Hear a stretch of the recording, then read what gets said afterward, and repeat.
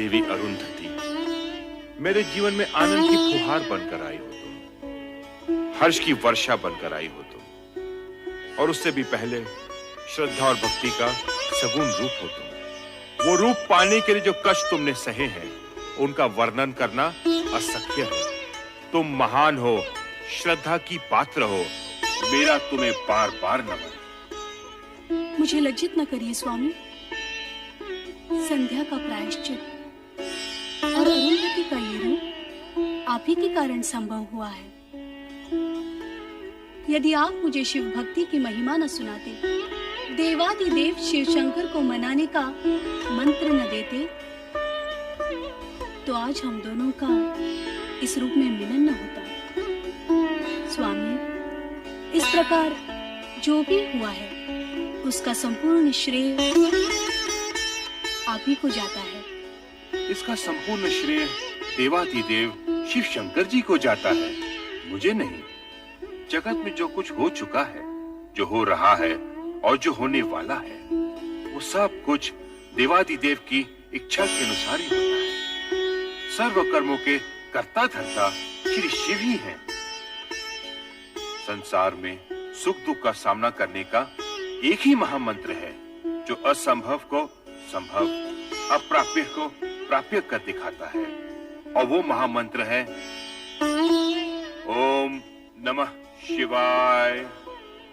ओम नमः शिवाय। ओम नमः शिवाय। ओम नमः शिवाय। ओम नमः शिवाय। ओम नमः शिवाय। ओम नमः शिवाय। ओम नमः शिवाय। ओम नमः शिवाय। ओम नमः शिवाय। ओम नमः शिवाय। ओम नमः शिवाय। ओम नमः। स्वामी, ये क्या हो गया है आपको? जब से आपने संध्या पर पुष्प बाण का प्रयोग किया है, इसी तरह खोए खोए से दिखाई दे रहे हैं। केवल ओम नमः शिवाय मंत्र का ही जाप किए जा रहे हैं। स्वामी, यदि इस तरह आप ही विरक्त रहे तो मेरा क्या होगा? मैं भयभीत हो गया हूं प्रिय। भयभीत? किंतु किस कारण? मैंने संध्या पे जो पुष्प बाण का प्रयोग किया था, उसके परिणाम से तो तुम भली भांति परिचित हो। कहीं ऐसा ना हो कि इस परिणाम का प्रकोप मुझे भुगतना पड़े। नहीं स्वामी, आपने तो केवल अपने कर्तव्य का पालन किया है, और कर्तव्य भावना से ऊंचा होता है। निसंदेह ये कोई अपराध नहीं है। परंतु रति, यदि भविष्य में कोई ऐसी अमंगल घटना घटित हो गई तो क्या होगा? नारायण नारायण। पुष्प धनवा भ्राता कामदेव, मुझे देखकर इस प्रकार आंखें चुराकर कहां भाग रहे हो? और देवी रति कहां अदृश्य हो गई? प्रणाम देवर्षि। नारायण नारायण। मैं तो तुम्हारा भ्राता हूं कामदेव। मुझे देवर्षि का सम्मान देकर लज्जित न करो। सम्मान तो आपको देना ही चाहिए। अच्छा, अब मुझे प्रस्थान के लिए आज्ञा दीजिए। अरे भाग कर रहे हो भ्राता? मेरी पूरी बात तो सुन लो। आज्ञा कीजिए भ्राताश्री। अपने पुष्प बाणों से विचलित करके तुमने संध्या का तो कल्याण कर ही दिया। नारायण नारायण। कल्याण? वो कैसे? देवर्षि, ऐसा प्रतीत होता है कि संध्या पे किए इस प्रयोग का मुझे प्रायश्चित करना होगा। नहीं कामदेव, तुम्हारे इस पुष्प बाण के प्रयोग से संध्या का यज्ञ में पुनर्जन्म हुआ है। इस प्रकार संसार को दो संध्याएं प्राप्त हुई हैं, एक प्रातः संध्या और एक सायं संध्या। आपके कहने का तात्पर्य ये है कि संध्या की रचना में मेरा भी योगदान है? निश्चित ही।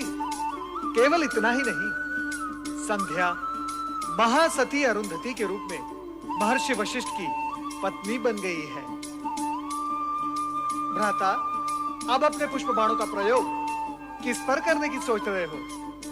देवर्षि, मुझे ये चिंता सताई जा रही है कि कहीं मेरे पुष्प बाणों के प्रयोग से किसी का अनर्थ ना हो जाए। अर्थात ये कि अब मैं अपने पुष्प बाणों का प्रयोग सोच समझ कर करूंगा, जिससे भविष्य में मैं किसी विपदा में ना उलझूं। भ्राता, व्यर्थ की चिंता न करो। वर्तमान तो उज्जवल है ही, और भविष्य चराचरपति शिवशंकर के अधीन है, और यही सनातन सत्य है। मेरी बात मानो।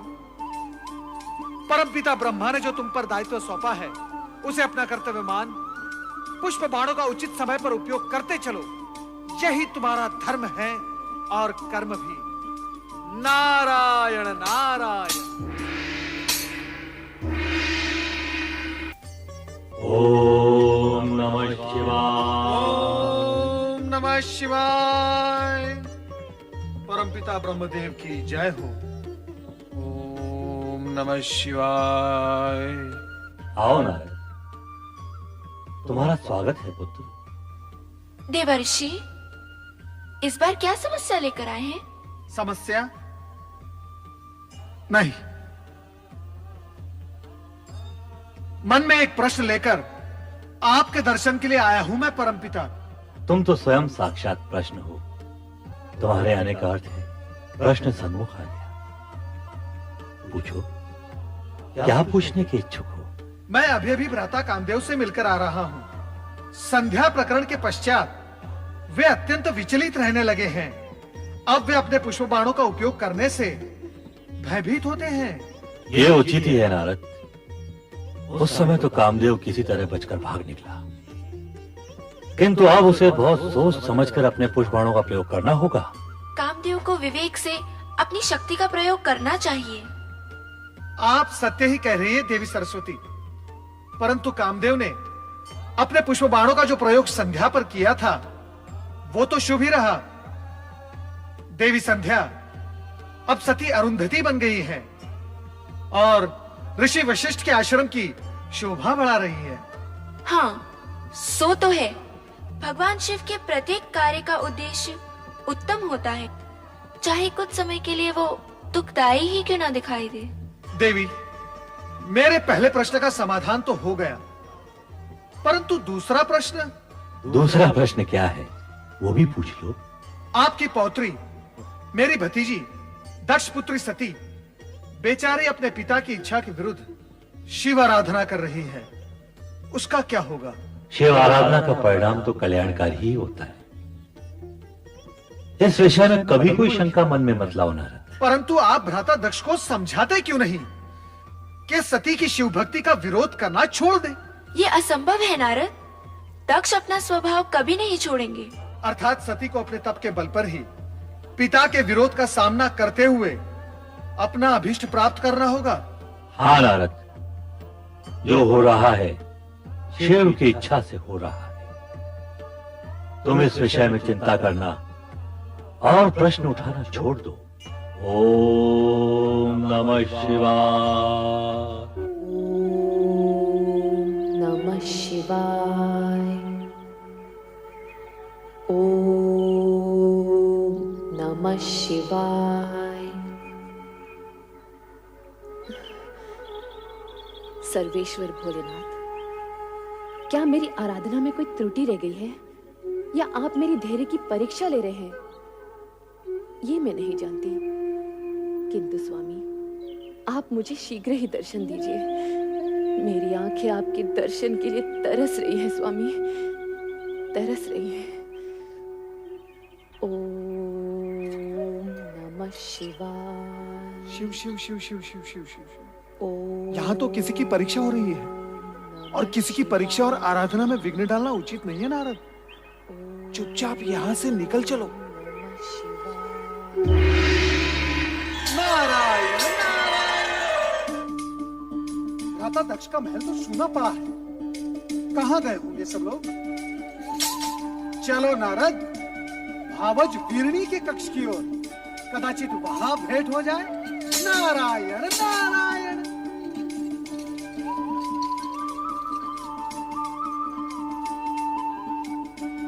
नारायण नारायण। प्रणाम भावज वीरणी, अपने देवर नारद का प्रणाम स्वीकार करें। विराजिए देवर्षि। नारायण नारायण। मैं आपके लिए केवल देवर हूँ, देवर्षि नहीं। और ये क्या भावज, आप चिंता में डूबी हुई हैं? मुझे किस बात की चिंता है देवर जी? बस सती के बारे में सोच रही थी। सती? पता नहीं उसकी तपस्या कब सफल होगी। नारायण नारायण।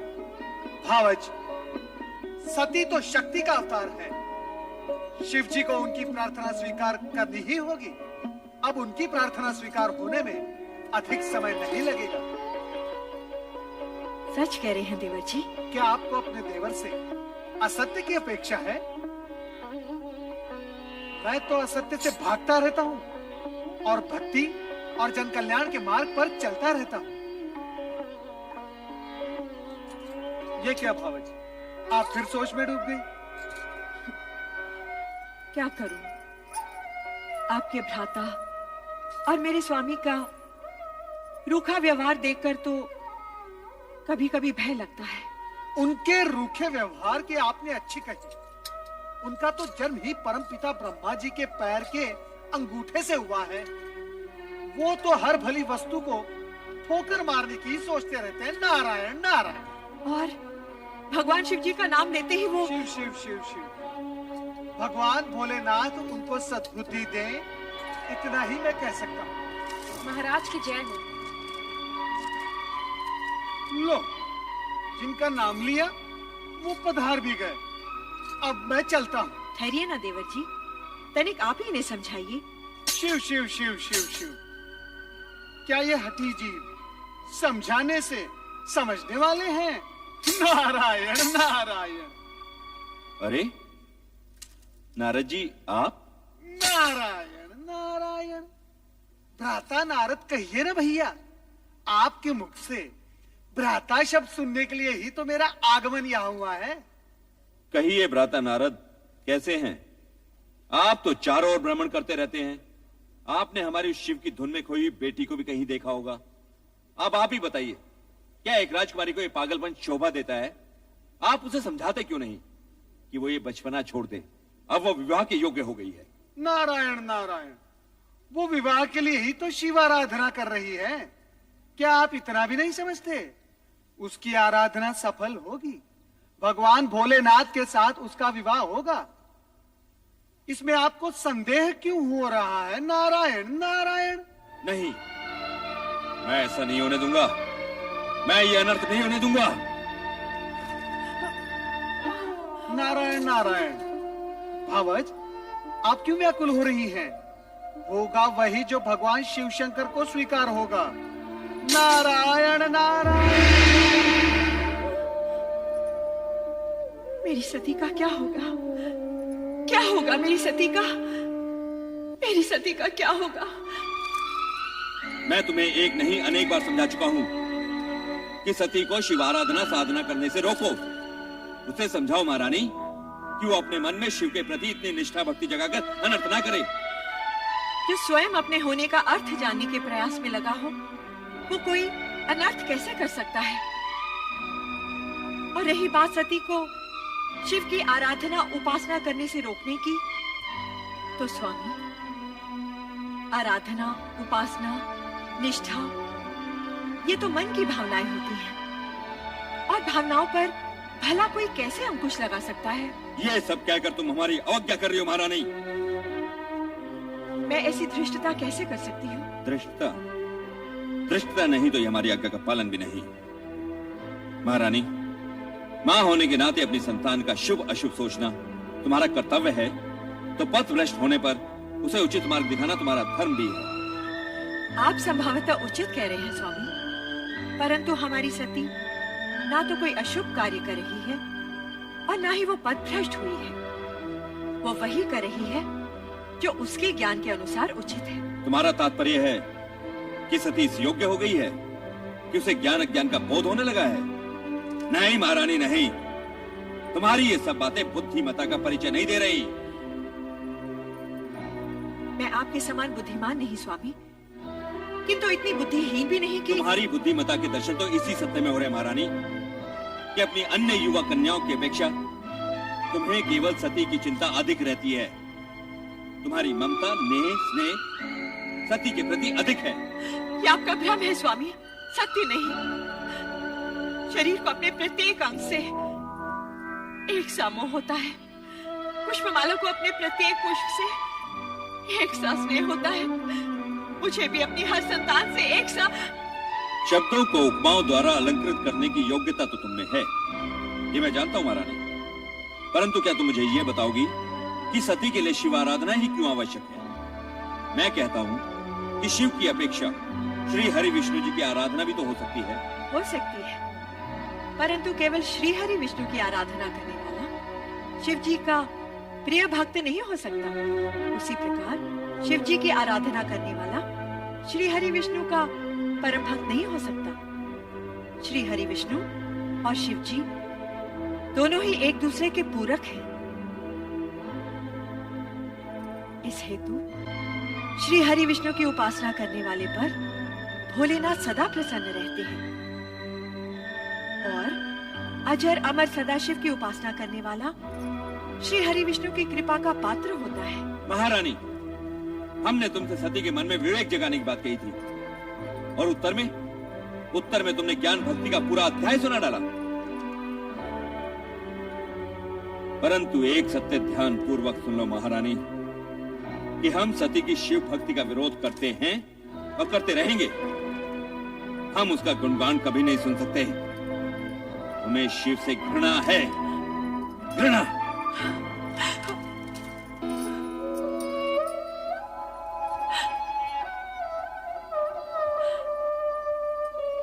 शिव से घृणा और स्नेह करना मनुष्य के वश में नहीं होता, वो भी केवल शिव की इच्छा पर ही निर्भर होता है। ओम नमः शिवाय, ओम नमः शिवाय, ओम नमः शिवाय।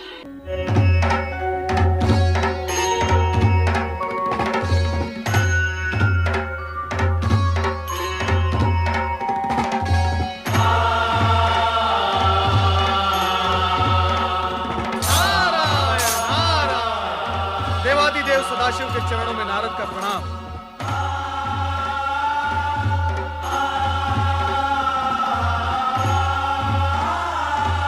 आपकी साधना में व्यवधान डालना मेरे लिए उचित नहीं, किंतु विषय की गंभीरता और महत्व को देखते हुए मुझे धृष्टता करनी ही पड़ी। देवर्षि, जब आप स्वयं कह रहे हैं कि विषय महत्वपूर्ण और गंभीर है, तो आपने जो किया वो धृष्टता कैसे? अपने आने का मंतव्य बताइए। प्रभु, दक्षपुत्री देवी सती अत्यधिक व्याकुल और पीड़ित हैं। मुझसे उनकी यह दशा देखी नहीं गई और मैं आपके चरणों में चला आया। उनकी पीड़ा का कारण? नारायण नारायण, ये सर्वविदित है कि आप ही नटराज हैं, किंतु हे महेश्वर, नाट्य विद्या के प्रदर्शन के लिए ये समय उचित नहीं है। सब कुछ जानते हुए भी आपका अनभिज्ञ होने का नाटक देवी सती के कष्ट में और भी वृद्धि करेगा। आप तत्काल ये बताने की कृपा करें कि देवी सती और आपके विवाह के बीच भ्राता दक्ष का विरोध रूपी विघ्न जो आ रहा है, उसे विफल कैसे किया जाए? उसका उपाय क्या है? किसी भी प्रकार की दुविधा की स्थिति में नंदाव्रती कन्याओं की कामना पूर्ति का सर्वोत्तम उपाय है। हे देवऋषि, अब ये मत पूछ बैठेगा कि नंदाव्रत क्या है। हे देवेश्वर, आश्चर्य है, सृष्टि का भार स्वयं पर लिए हुए भी आप विनोदपूर्ण वार्तालाप कैसे कर लेते हैं? नारायण नारायण।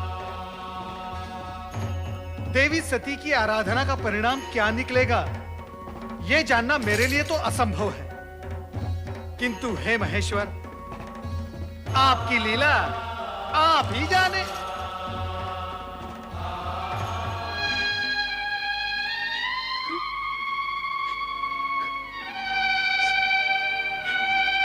मेरी श्रद्धा, भक्ति, प्रेम पूजन में न जाने कहां और क्या कमी रह गई है, जो मेरे आराध्य तक मेरा स्वर नहीं पहुंच रहा। वह इस पीड़ा को नहीं समझ पा रहा, जो अपने आराध्य से अलग होते हुए होती है। सती, धैर्य रखो सती, तुम्हारी प्रेम में तपस्या निरर्थक नहीं जाएगी। तुम्हारे स्वामी आएंगे, अवश्य आएंगे। ये सत्य कहती है पुत्री। तुम्हारे मन कामेश्वर अवश्य आएंगे, किंतु तभी जिस पल विधाता ने उनका आना निश्चित किया होगा। तो फिर मिलन की उस पल की प्रतीक्षा में मैं तब तक यहाँ बैठी रहूंगी जब तक मेरे स्वामी आकर मुझे स्वीकार न कर ले। पुत्री, ये बालोचित हट तुम्हें शोभा नहीं देती। चलो घर चलें। माते, आप तो स्वयं स्त्री हैं, किसी की पत्नी भी है। आप भी मेरी विरह जनित व्याकुलता को नहीं समझ पा रही। समझती हूँ पुत्री, किंतु तेरे पिता का क्रोध मुझे भयभीत कर रहा है। किसी अमंगल की कल्पना मुझे आतंकित कर रही है। ये हर उचित नहीं पुत्री, घर चल। नहीं माते। नारायण नारायण। प्रणाम देवर्षि। मंगल हो देवियों, मंगल हो। देवी सती, आपके लिए देवाधिदेव भोलेनाथ शिवशंकर का एक संदेश है। शीघ्र सुनाइए देवर्षि। आपके और उनके विवाह के बीच जो बाधाएं आ रही हैं, उनके लिए नंदाव्रत करना आपके लिए उत्तम रहेगा। नंदाव्रत? हाँ, मनचाहा पति पाने की दिशा में नंदाव्रत एक सिद्ध उपाय है। यही महेश्वर का कथन है। देवियों, चाहे तो आप भी इसका प्रयोग कर सकती हैं। नारायण नारायण। शीघ्र बताइएगा देवर्षि, इस व्रत को करने का विधि विधान क्या है? हम लोगों को ठिठोली सुन रही है और मेरे यहाँ प्राण जा रहे हैं। माते, कृपया आप घर के लिए प्रस्थान करें और नटखट बहनों को भी अपने संग ले जाएं। किंतु हमें भी तो व्रत की विधि सीखनी है ना माते? हाँ, हमें भी सीखनी है। जैसे तुम्हारी इच्छा पुत्री। कल्याण हो। शीघ्र बताइए देवर्षि, व्रत की विधि क्या है? बताइए देवर्षि। नारायण नारायण। व्रत की बात शांति पूर्वक सुननी होगी। देवियों, इतनी उतावली मत करो। मैं आपको व्रत की विधि अवश्य बताऊंगा, परंतु आप सबको मेरी एक बात माननी होगी। वो क्या देवर्षि? सबसे पहले देवी सती नंदाव्रत करेंगी और इनका व्रत पूर्ण होने तक आप सब इनकी हृदयपूर्वक सहायता करेंगे और व्रत की विधि का इन्हें स्मरण कराते रहेंगे, क्योंकि ये व्रत 1 वर्ष में पूर्ण होगा और 1 वर्ष तक तिथियों के अनुक्रम से विविध सामग्रियों से आपको भगवान महेश्वर का पूजन एवं स्मरण करना होगा। जागरण के साथ साथ उपवास भी करना होगा। अन्य विधियां आपकी बहनों को मैं अवगत करवा दूंगा, ये आपको स्मरण कराती रहेंगी। मुझ पर आपने जो उपकार किया है, उसके लिए मैं सदा आभारी रहूंगी देवर्षि।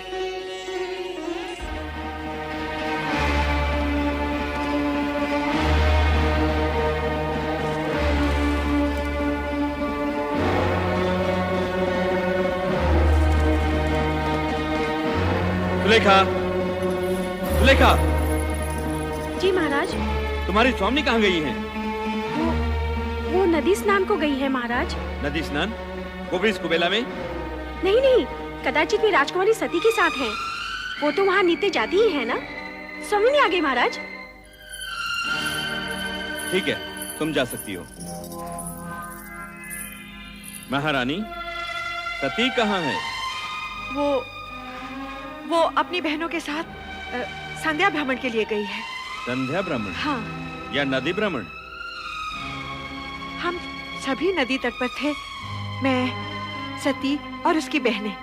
परंतु महारानी, मेरी अन्य पुत्रियां और तुम तो आ गई हो। सती को अकेली कहाँ छोड़ आई? मैं जानता हूँ महारानी कि सती वहाँ क्या कर रही होगी। वो वहाँ शिव नाम के खिलौने बनाकर उनके साथ खेल रही होगी। स्वामी, ऐसी बातें मुख पर न लाइए। शिव के प्रति सती की भावना को खेल न कहिए। महारानी, ये माना कि सती की आयु अभी उचित अनुचित का भेद करना नहीं जानती, परंतु तुम उसे प्रोत्साहन दे रही हो। तुम उसे जानबूझकर ऐसी दिशा की ओर जाने की अनुमति दे रही हो जहां दुख ही दुख है, कांटे ही कांटे हैं। स्वामी, यदि आप उसके पिता हैं, तो मैं उसकी माता हूँ। मैंने 9 महीने उसे गर्भ में रखा है, पालन पोषण करके बड़ा किया है। क्या मैं अपनी पुत्री को सुखी देखना नहीं चाहती? महारानी, यदि ऐसा होता तो तुम स्वप्न में भी अपनी पुत्री के लिए ऐसे पति के विषय में ना सोचती जो गृहस्थ धर्म का पालन करना ही नहीं जानता, जो पर्वत श्रृंखलाओं पर बैठा बभूति रमाए बागंबर लपेटे अपने भयंकर गणों के साथ योगियों जैसा जीवन व्यतीत कर रहा हो। ठीक है महारानी, ठीक है। मैं अभी इसी समय सती को बलपूर्वक यहां ले आता हूं। नहीं स्वामी नहीं, मैं आपसे हाथ जोड़कर विनती करती हूँ, विधाता के लिखे को चुनौती मत दीजिए। सती की साधना भंग करके आपके भाग्य मत बनिए। आपका ये एकमात्र पाप आपके जीवन भर के पुण्यों का फल आपसे छीन लेगा। आप चिंता छोड़िए स्वामी, और परिस्थितियों की नौका को समय की धारा में छोड़कर निश्चिंत हो जाइए और सती को उसकी आराधना करने दीजिए स्वामी, सती को उसकी आराधना करने दीजिए।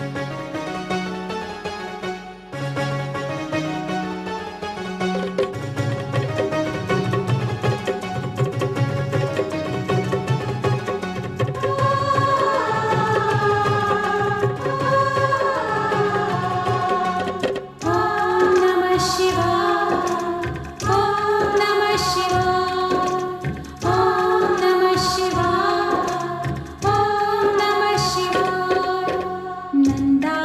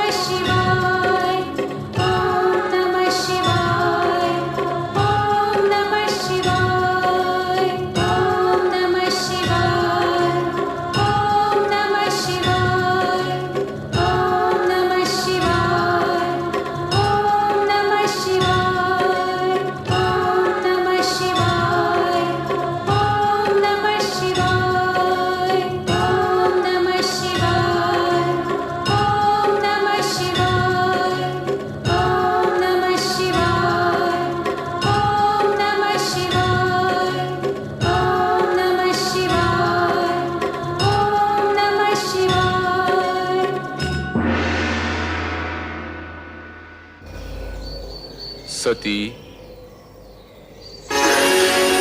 प्रभु आप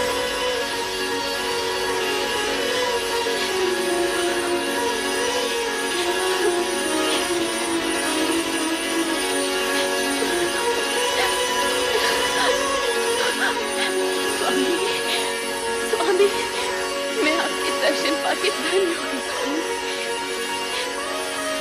उठो दक्षपिता।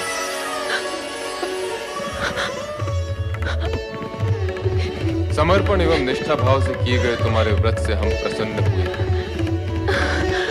कहो दक्षनंदिनी, किस प्रयोजन से तुमने इस कठोर व्रत का पालन किया? कहो अपनी मनोकामना।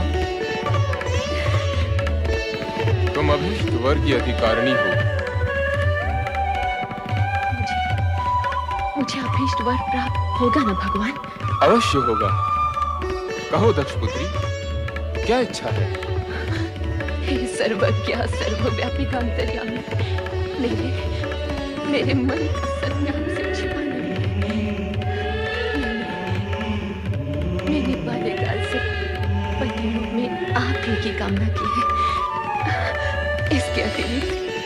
इसके अतिरिक्त और कुछ भी इच्छित नहीं है भगवान। तथास्तु। सती, तुम्हारा और हमारा अभीष्ट भिन्न नहीं है। तुम्हारा अर्धांगिनी रूप ही जगत के लिए कल्याणकारी होगा। मैं धन्य हो गई प्रभु, मैं धन्य हो गई। मेरे अभीष्ट और अपने वरदान की पूर्ति के लिए प्रभु आप शीघ्र ही मेरे पिताश्री से इस संबंध को निश्चित कर विवाह का आयोजन करें। ऐसा ही होगा प्रिय।